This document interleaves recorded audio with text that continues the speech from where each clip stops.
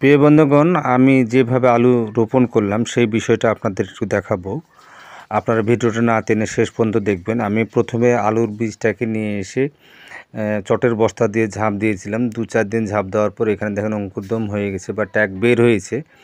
তারপরে আমি লাগানোর পূর্বে এটাকে ছোট ছোট করে নিয়েছি। তার কারণ ছোট ছোট করলে হবে কি, আমার আলু কম লাগবে, আপনার অল্প আলুতে হয়ে যাবে। তারপরে মাটিতে অনেক সময় রোগ জীবাণু পোকামাকড় থাকে, রুই থাকে।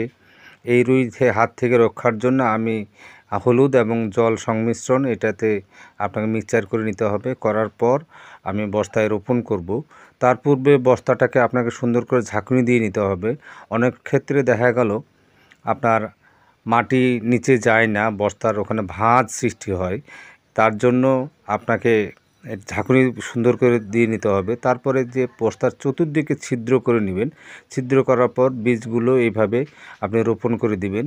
আমি নিচেও রোপণ করব এবং আপনার উপরেও রোপণ করে দেব। এইভাবে যদি আমরা বস্তায় সবজি চাষ করি তাহলে আমাদের জায়গা কম লাগবে, অল্প জায়গায় আমরা লাভবান হতে পারবো।